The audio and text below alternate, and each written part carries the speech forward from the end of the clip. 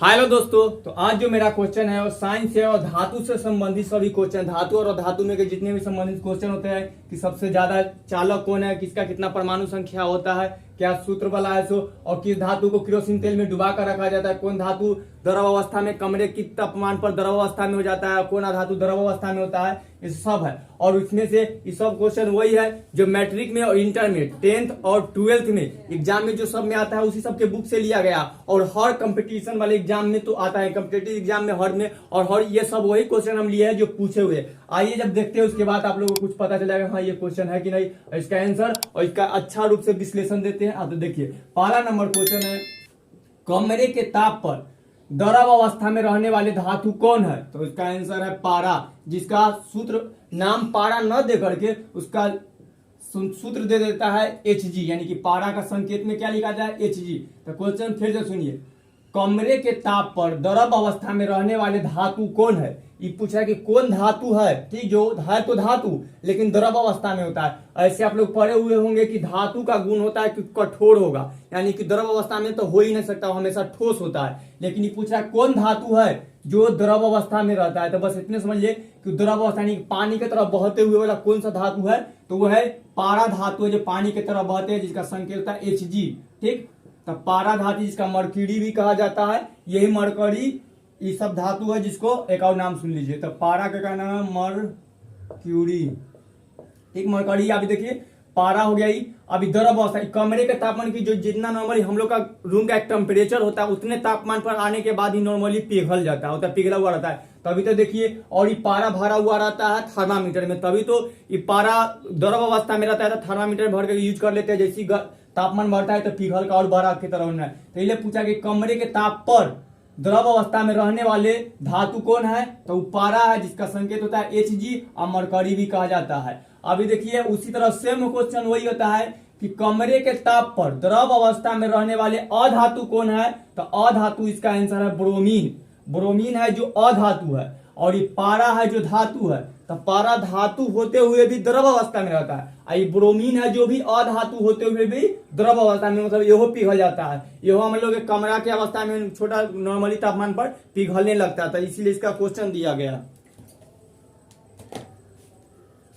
तो रिपीट हो गया होगा कि पारा जो द्रव अवस्था में रहता है और ब्रोमीन जो द्रव अवस्था में। मतलब एक लाइन में सुनिए कि द्रव अवस्था में रहने वाले धातु कौन है? तो पारा है, जिसका अगर पारा न रहे ऑप्शन में तो Hg करके दे दे, सबका संकेत Hg Br Fe Cal इस तरह के दे दे, तो उस समय से Hg वाला होगा पारा।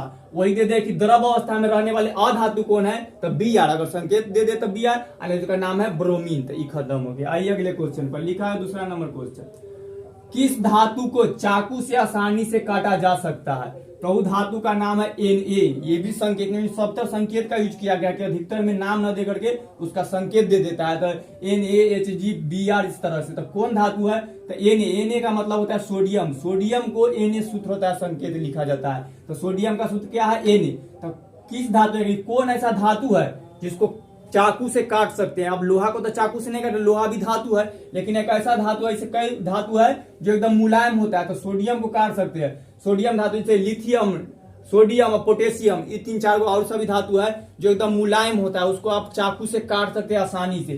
तो कौन सा ऐसा धातु है जो आसानी से चाकू से कट जाता है? तो सोडियम धातु है, इसका संकेत Na होता है। और सोडियम का एक और खासियत पूछा जाता है कि कौन सा धातु है जिसको केरोसिन तेल में रखा जाता है या केरोसिन तेल में डुबा कर रखा जाता है? तो वो सोडियम धातु है, ठीक। या पूछा जाता है सोडियम धातु को कहां पर, किस में रखा जाता है, किस द्रव में रखा जाता है? तो केरोसिन द्रव में रखा जाए, यानी तेल वही। या इसको तरल भी बोला जाता है, तरल, यानी कि द्रव, तरल और तेल सब जो बहने वाली चीज हो गया।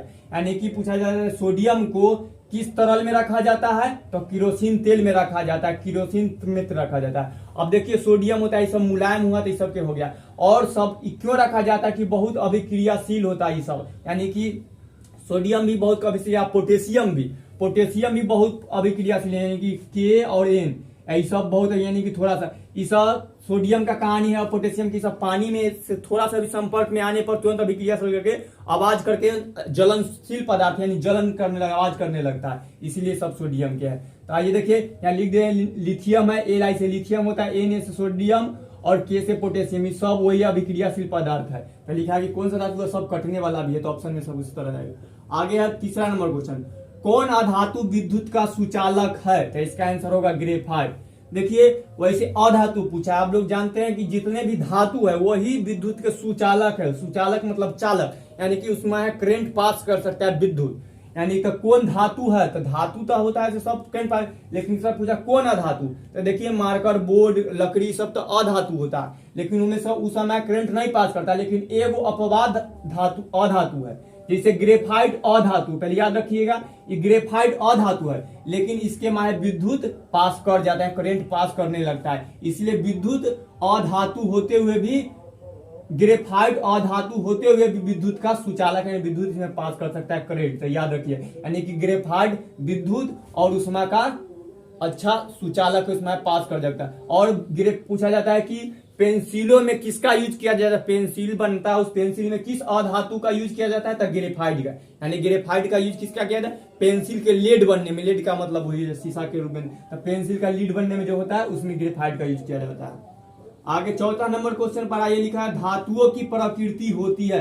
ये पूछ रहा है कि धातु की प्रकृति कैसी होती है। मित्रों में देखिए धातु कौन कौन होता है, मतलब इनमें धातु का गुण बताइए, तो ऑप्शन में रहेगा धातु चमकदार होता है, कठोर होता है, यानी ठोस अवस्था में रहेगा। और एक और उन्हें गुण से जब डायरेक्ट आंसर पाते हैं कि विद्युत का धनात्मक होगा, यानी विद्युत का सुचालक होगा, विद्युत पास करेगा, यानी पॉजिटिव होता है। तो इसीलिए ऑप्शन में आता है कि धातुओं की प्रकृति कैसी होती है, विद्युत का धनात्मक, विद्युत का ऋणात्मक, इनमें से कोई नहीं, इनमें दोनों, तो विद्युत का धनात्मक होता है, यानी करंट पास कर जाता है। यही हुआ विद्युतों की प्रकृति कैसी होती है, तो धनात्मक होती है।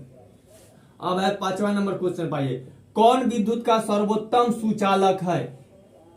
ये पूछा कि कौन ऐसा धातु है, वैसे इनमें छूट गया, कौन ऐसा धातु, ऑप्शन से मिला लीजिएगा, इसे कुछ गैप होकर रहता है, ऑप्शन वाला में होते हैं, तो डायरेक्ट कि कौन सा धातु है जो विद्युत का सर्वोत्तम सुचालक है, मतलब धातु है और सर्वोत्तम चालक, मतलब में अच्छा से करंट पार हो सके, प्रतिरोधक उसमें कम हो, यानी कि उसको जाम कर करंट को न रखे, एम्पियर को, यानी कि बहुत अच्छा से पास कर सके। तो कौन धातु है कौन सा धातु जो विद्युत का सर्वोत्तम सुचालक है, सबसे अच्छा चालक कौन है विद्युत का, इस तरह के क्वेश्चन आता है, यानी कि विद्युत का करंट को अच्छा से पास करता है, तो उसका आंसर है चांदी। जी देखिए चांदी ऑप्शन में भी नहीं रहता है, संकेत वाला दे देता है AG AU FE LAA, इस तरह के रहता है। AG याद रखिएगा, चांदी का संकेत क्या होता है, चांदी का सूत्र AG होता है, तो याद रखे। तो कौन सा धातु है जो विद्युत का सबसे अच्छा सुचालक है या चालक है, तो AG यानी चांदी। आप देखिए चांदी और सोना से याद आता है, चांदी को बोला जाता है AG और सोना को बोला जाता है AU। तो चांदी और सोना एक ऐसा है जिसके सबसे जो बहुत ज्यादा आघात वर्धकता है, यानी इसकी तन्यता ज्यादा है, सोना का सबसे ज्यादा है, उसके बाद चांदी के। और तन्यता का मतलब इसको बहुत बड़ा प्लेट पतली सा न बना सकते, उसको तार बहुत ज्यादा घिंच, बहुत पतला पतला, तभी तो आप देखिए कि पतले से परत घींच कर बनाया जाता है। एक मिठाइयों पर यूज किया जाता है, मिठाइयों के ऊपर पतली से परत बनाकर छोटा छोटा लगा दिया जाता है। उस चांदी को उजला उजला वाला होता है या एल्यूमिनियम का, उस तरह का होता है। तो सबसे ज्यादा आघात वर्धकता किसकी है, तो सोना के और चांदी के, एक नंबर पर सोना, दूसरे नंबर पर चांदी। और यह पूछा जाता है कि सबसे ज्यादा किस धातु की तन्यता है, तो सोना की बहुत ज्यादा तन्यता है, या तो उसके बाद चांदी के। तो आघात वर्धकता या तन्यता किसकी है, तो सोना और चांदी के।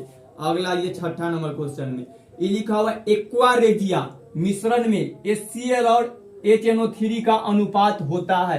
यानी पूछा कि एक्वा रेजिया में HCl और HNO3 का अनुपात कितना होता है, तो इसका आंसर यहाँ है 3:1 होता है। तो आप देखिए पहले तो अगर एग्जाम में क्वेश्चन पूछा जाता है कि एक्वा रेजिया किसका मिश्रण होता है, तो वो होता है HCl और HNO3 का, याद रखिए। अब देखिए अब होता है एक्वा रेजिया का मतलब होता है, इसको बोला जाता है अम्लराज, यही अम्लों का राजा है जिसको बोला जाता है एक्वा रेजिया। ई परवल अम्ल है, ई परवल सब मिलकर ही एक्वा रेजिया बना दिया है, मतलब कि ई अम्ल और ई एसिड दोनों मिलकर एक्वा रेजिया बनाता है। और एक्वा रेजिया का हिंदी में बोला जाता है अम्लराज। देखिए यानी कि अम्लों का राजा कौन है, तो एक्वा रेजिया को बोला जाता है। तो एक्वा रेजिया में दो से मिलकर बनता है, अकेले का नहीं, एक अम्ल ई और एक अम्ल ई को मिला देंगे तो एक्वा रेजिया बन जाएगा, कि अम्लों का राजा। अगर आप HCl और HNO3 इसको ले लेंगे, दोनों को मिला देंगे, और उसका कितना अनुपात में मिलाना होता है, यही बात होता है। तो HCl हमेशा 3 रहना चाहिए, 3 अनुपात में, और HNO3 1 में, यानी कि रहना तो ये अगर 1 लिए तो इसको 3 गुना ये HCl लेना चाहिए, यही अनुपात हुआ। तो पहले एक्वा रेजिया के मिश्रण में क्या क्या होता है, तो HCl और HNO3 होता है। अब एक्वा रेजिया में HCl और HNO3 का अनुपात कितना होता है, तब इसका आंसर होगा 3:1 होता है। अब देखिए इस समय इस पर पूछने वक्त हम क्या लिखे हैं, पहले HCl और HNO3 लिखे हैं, तो पहले तो HCl 3 है। अगर यहाँ चेंज हो जाए कि लिखा एक्वा रेजुआ के मिश्रण में HNO3 और HCl का अनुपात कितना होता है, तो इसका अनुपात भी चेंज कर दिया, तब होगा 1:3। क्वेश्चन तो इसी से पूछता है। देखिए ऑप्शन दोनों हमेशा रहेगा, पहले देख लीजिएगा पहले HCl है कि पहले HNO3 है। अगर HCl है तब 3, अब पहले HNO3 है तो 1:3 है। बस इधर अनुपात बदला तो हम लोग इधर अनुपात बदल देते हैं। अब आइए इसके आगे में कहानी, तो अब HCl रहेगा तब 3:1 होता है। HCl का रहता है 3, यहाँ ये लिखे हुए है। HNO3 रहता है 1:1। HCl को बोला जाता है सांद्र हाइड्रोक्लोरिक अम्ल। H से सांद्र का मतलब होता है लिक्विड के फॉर्म में रहता है, और H से हाइड्रोक्लोरिक अम्ल, तो सांद्र हाइड्रोक्लोरिक अम्ल होता है HCl का फुल फॉर्म, यानी कि वही रासायनिक नाम। और HNO3 का नाम होता है सांद्र नाइट्रिक अम्ल। तो याद रखिएगा ये डायरेक्ट ऑप्शन में कि क्या एक्वा रेजिया में किसका किसका मिश्रण होता है, तो सांद्र हाइड्रोक्लोरिक अम्ल का और सांद्र नाइट्रिक अम्ल का। आइए दूसरा क्वेश्चन भी सेम उसी से है कि वह धातु कौन है जो सिर्फ अम्लराज में घुलता है, तो उसका नाम है AU यानी सोना। देखिए यह इस एक्वा रेजिया यानी कि अम्लराज ऐसा अम्ल है ना जिसमें सोना को भी गला देता है, और सब धातु को गला देता है। सोना थोड़ा सा उसमें कठोरता में आया उसमें से, लेकिन सोना को भी गला देता है। इतना खतरनाक होता है कि सोना तक को भी गला दे, यानी कि सोना को गलाने वाला अम्ल कौन है, तो उसका नाम है अम्लराज, या उसको बोला जाता है एक्वा रेजिया। तो एक्वा रेजिया में सोना को भी गलाया जाता है, तो वह धातु कौन है जो सिर्फ अम्लराज में घुलता है, तो उसका नाम है AU यानी सोना। सोना को एक्वा रेजिया घुला देगा। अगला है ऑक्सीजन की संयोजकता होती है, यानी कि जो ऑक्सीजन है इसमें संयोजकता कितनी है, तो ऑक्सीजन का सूत्र लिखेंगे तो ऑक्सीजन का सूत्र होता है O2। याद देखिए अब इसी में पूछा कि उसका संयोजकता कितना है, तो 2 कितना है, तो देखो 2 को O मिलकर ही O2 बनता है, इसीलिए इसका संयोजकता कितना है 2। तो ऑक्सीजन का सूत्र लिखे तो अपने, तो ऑक्सीजन की संयोजकता कितनी होती है 2 होती है। आगे पर क्वेश्चन है, लिखा हुआ है सोना की परमाणु संख्या कितना है, तो सोना का परमाणु संख्या होता है 79, 7 पर 9 79, यानी कि 79 होता है सोना की परमाणु संख्या, और सोना का संकेत AU होता है, और चांदी का AG। तक कब सी सब रिपीट हो रहा है। उसी तरह लोहा का, ये सब बहुत इंपॉर्टेंट है। एक लाइन में पूछता है कि लोहा की परमाणु संख्या कितना है, तो लोहा की परमाणु संख्या 26, 2 पर 6 26 यानी 26।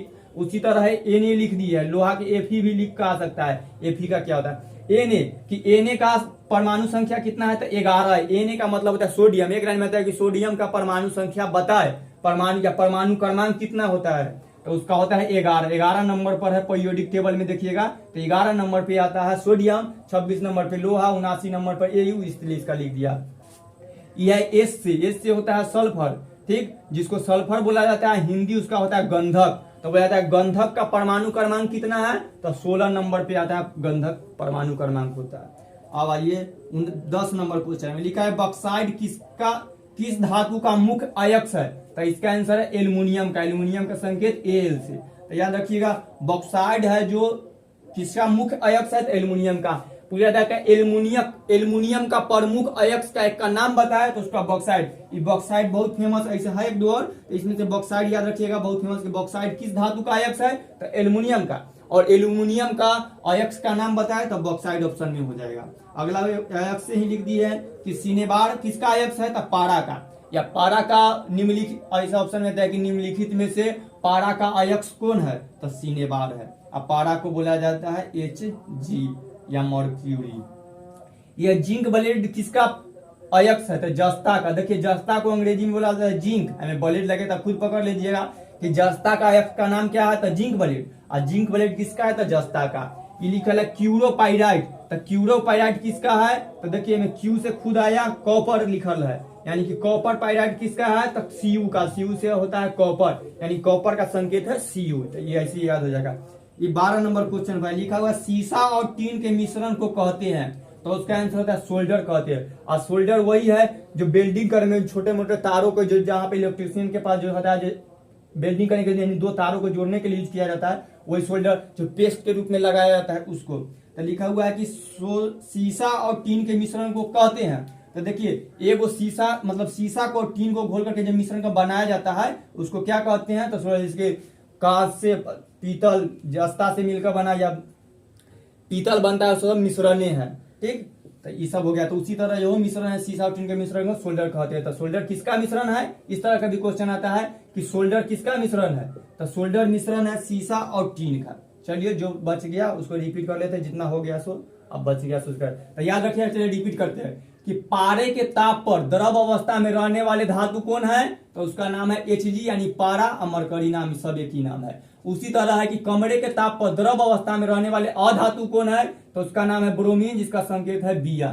अगला क्वेश्चन है कि किस धातु को चाकू से आसानी से काटा जा सकता है, तो सोडियम धातु को आसानी से काटा जा, सोडियम को, इसका संकेत है Na। एक और सब है पोटेशियम, लिथियम, सब है मुलायम धातु। उसी तरह कि किस धातु को किरोसिन तेल में रखा जाता है, तो है सोडियम धातु को। सोडियम धातु को किस द्रव तरल में रखा जाता है, तो किरोसिन तेल में रखा जाता है। ठीक, ये सब है अभिक्रिया जल्दी करने वाला। तो ये लिखा हुआ है कि सबसे ज्यादा अभिक्रिया धातु कौन है, यानी ये क्वेश्चन इधर छूट गया, शॉर्ट में लिख दिए थे कि अभिक्रिया सबसे ज्यादा अभिक्रियाशील धातु कौन है, तो पोटेशियम है। के लिखिए, इसका मतलब पोटेशियम।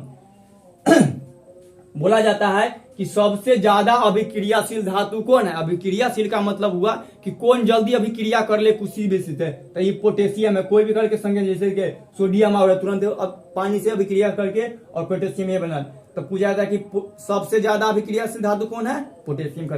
अगला है सबसे कम अभिक्रियाशील धातु कौन है, यानी कि कौन ऐसा धातु है जो सबसे कम अभिक्रियाशील करता है, जल्दी कुछ अभिक्रिया ना करता है, तो सोना है। ठीक, ये का मतलब सोना। सोना में जल्दी कोई का अभिक्रियाशील ना करता है। देखिए काला भी हो तो बहुत लेट से, कोई से भी कहे सोना, अपना सोना खड़ा सोना हो गया, यही होता है सोना, कि कोई से मिलवे ना करता है जल्दी, यही सब कारण है। तो सबसे कम अभिक्रियाशील कौन करे, सोना, यानी कि कोई से लेन देन, कोई से दोस्ती न करेगा जल्दी, आई सब बहुत जल्दी कर लेता है, यह अभिक्रियाशील का मतलब हुआ।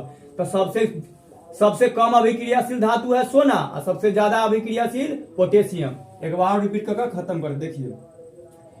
कमरे के ताप पर द्रव अवस्था में रहने वाला धातु है पारा, जिसको Hg संकेत है, अमरकीरी कहा जाता है। कमरे के ताप पर द्रव अवस्था में रहने वाले अधातु कौन है, जिसका नाम है ब्रोमीन, संकेत है Br। किस धातु को चाकू से आसानी से काटा जा सकता है, तो सोडियम को, जिसका संकेत है Na, और पोटेशियम, लिथियम सब है। सोडियम को किस तेल में रखा जाता है या किस तरल में रखा जाता है, तो किरोसिन तेल में। कौन ऐसा धातु है जिसको किरोसिन तेल में रखा जाता है, तो सोडियम को रखा जाता है। कौन अधातु विद्युत का सुचालक है, तो ग्रेफाइट है। ग्रेफाइट अधातु है और विद्युत का सुचालक है, मतलब चालक है। धातुओं की प्रकृति कैसी होती है, तब विद्युत धनात्मक होती है, विद्युत पास कर सकती है। यह कौन विद्युत का सर्वोत्तम सुचालक होता है, तो चांदी, जिसका संकेत है Ag, यानी विद्युत का सबसे अच्छा चालक कौन है, तो चांदी है। अगला है एक्वारेजिया मिश्रण होता है, किसका होता है, तो HCl और HNO3 का। एक्वारेजिया मिश्रण में HCl और HNO3 का अनुपात होता है, तो 3:1 होता है। HCl को बोला जाता है सांद्र हाइड्रोक्लोरिक अम्ल, और HNO3 को बोला जाता है सांद्र नाइट्रिक अम्ल। अगला है 7 नंबर, वह धातु कौन है जो सिर्फ अम्लराज में घुलता है, तो अम्लराज इसी को एक्वारेजिया को बोला जाता है। एक्वारेजिया में घुलने वाला एकमात्र धातु कौन है, Au, यानी सोना। सोना को Au बोला जाता है। अगला है ऑक्सीजन की संयोजकता होती है, तो ऑक्सीजन की संयोजकता 2 होती है, क्योंकि ऑक्सीजन का सूत्र होता है O2, यानी 2 गो O। अगला है सोना की परमाणु संख्या कितना है, तो 79 है, यानी कि 89, जिसका संकेत Au है। लोहा की परमाणु संख्या 26, सोडियम की 11, और गंधक, सल्फर और जो लिखा है इसका 16 होता है। अगला है बॉक्साइट किस धातु का प्रमुख अयस्क है, तो एल्युमिनियम का। यह सिनेबार किसका अयस्क है, तो पारा का। जिंक ब्लेड किसका है, तो जस्ता के। क्यूपाइराइड किसका है, तो कॉपर के। अगला सीसा और टीन के मिश्रण को क्या कहते हैं, तो सोल्डर, यानी सीसा और टीन के मिश्रण से क्या बनता है, तो सोल्डर। सोल्डर किसका मिश्रण है, तो सीसा और टीन का है। तो चलिए बहुत अच्छा से खत्म कर दिए, तो धन्यवाद दोस्तों।